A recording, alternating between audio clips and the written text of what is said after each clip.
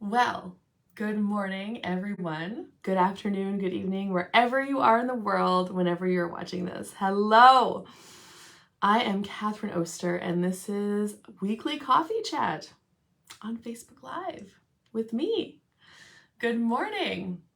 And if you're watching this in real time with me, it is Friday, July 1st in Canada. So it's Canada Day. Happy Canada Day. Hi, Robert. How are you? Yeah. So Coffee Chat is all about creating your life and just choosing things. Like, did you know you actually have a choice? Did you know you don't actually have to do anything? You are choosing it, whether you think you are or not. Good morning, Mom. So, this week I titled Coffee Chat, Are you choosing for happiness? For your happiness or for somebody else's happiness? And did you know you actually have a choice? And how this kind of came up for me was I was just chatting with a lady this week, and there's so many more events going on. We had COVID kind of lockdown, no events, restricted events for 2 years, and now we are in 2022 and there's shit happening. There's events. We all have choices. And she was struggling with the choice. She had a family reunion, which was cool, and then she had a music festival the same weekend. Good morning, Jackie. On the same weekend. And so I was just talking with her about it, and I could tell she really desired to go to the music festival. And they were going with friends. It was going to be a weekend, of celebrating life, basically. Hi, Loretta. A weekend of celebrating life. And then there was her family reunion. Good morning, Tanya. It's not a work day. I just kind of did some stuff.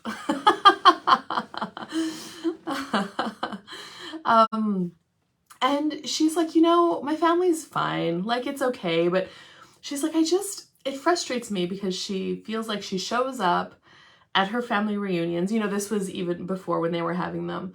And it's just awkward. It's awkward and weird. You haven't seen these people for, well, probably at least 2 years now, maybe a little bit. Hello, Ernie. Thanks, Dania. And it's just uncomfortable.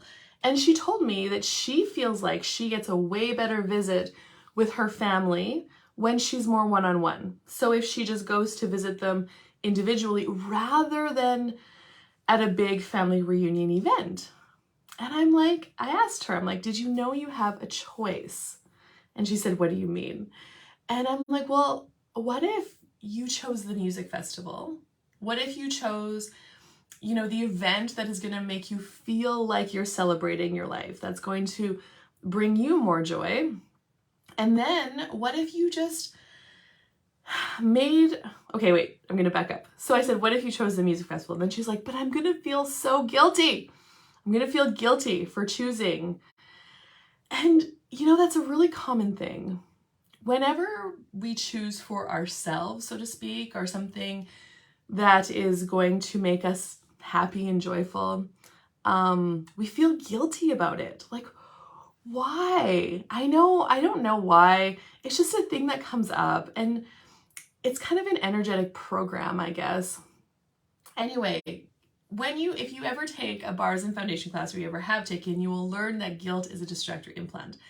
And it's just something that distracts you from choices, and other people are maybe projecting at her that she's selfish. So if she chooses this music festival over the family reunion, she's selfish. Well, there comes a point in your life, like, you have to be responsible for your own happiness. Because honestly, in my life, I don't see anybody else choosing ways or things to make me more happy.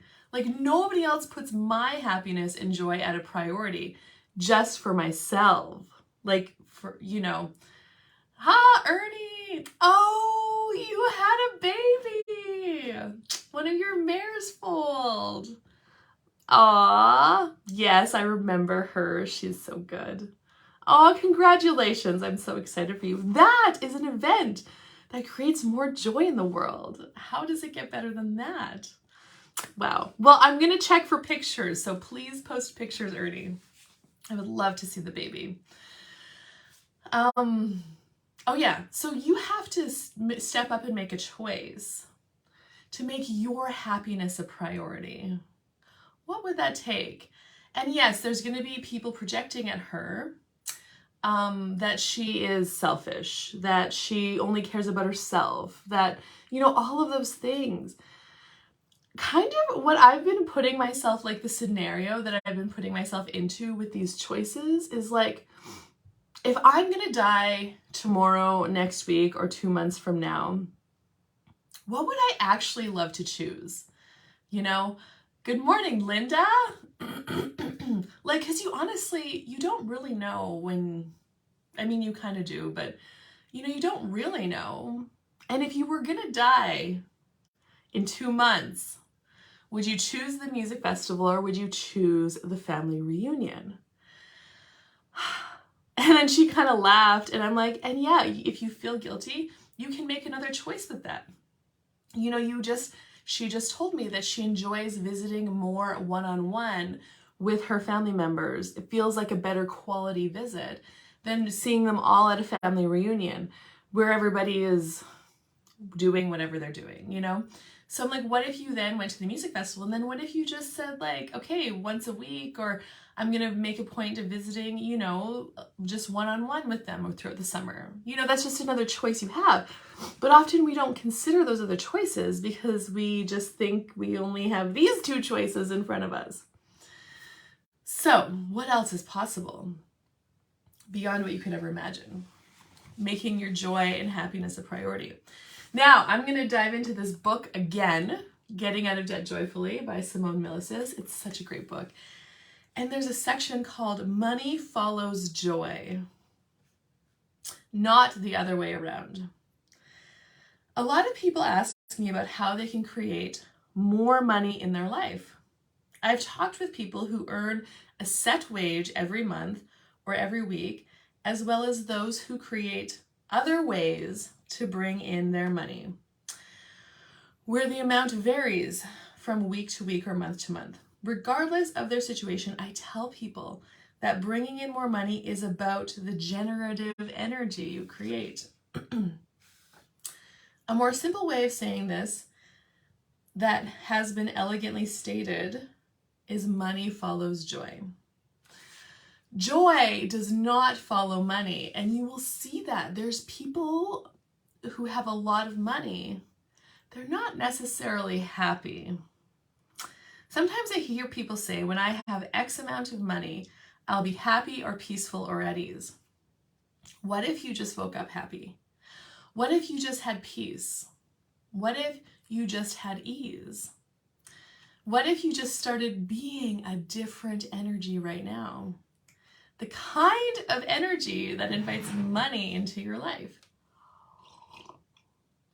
So if your life was a party, would money want to come? If you looked at your current life as a party or a celebration, what kind of invitation would that be to money? Well, I'm having this party, but we're not having any fun. We don't have nice food or drinks. We aren't going to wear nice clothes, and when you show up, I'm probably going to complain that you are not enough for me, that you are never around for long, and how upset I feel every time I think about you. And when you leave, I'm going to judge you for that too, instead of being grateful that you came at all. Oh, and I'm going to bitch about you behind your back constantly. If you got an invitation to a party like that, would you want to go? If you were invited to a party where the host said, wow, I am so grateful you were here. Thank you for coming. There was awesome food and great champagne and music, people who were genuinely enjoying themselves and enjoying you, who didn't judge you for leaving the party, but invited you to come back anytime and bring as many friends with you as you would like. Might that be more the kind of party you would be enthusiastic about?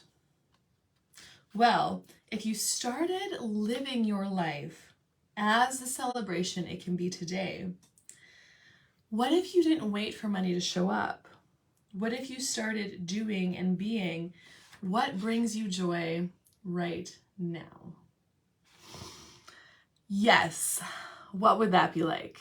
So, if you were living your life as a party, as a celebration, what would you choose today?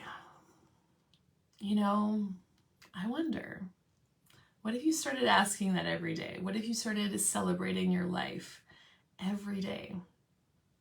What could change? I wonder what else is possible beyond what you could, ever imagine. All right. Well, that's a wrap for Coffee Chat today, you guys. Thank you so much for joining me. And if you have any questions or comments, I'd love to know. Like, send me a message, put them below. If you got anything out of this, share it. I would be so grateful. And if you are intrigued in like more of these classes, I have classes coming up this summer. I am doing facilitating a bars class with Tanya Fisher in the Meadow Lake area. We're not exactly sure where the class will be yet, but it's going to be great. Followed by a 4-day foundation class. And then I'm actually doing another online Talk to the Entities beginning series, 8-part series online, just an hour and a half every evening for 8 evenings starting August 8th. So more information will be coming about those very soon. And cheers to you, to celebrating your life, to choosing what brings you happiness and joy and making your happiness and joy a priority. Thank you for all of the emojis. Mwah. Have an amazing day wherever you are, whatever you're up to, celebrating Canada Day or just celebrating being alive. Bye-bye for now.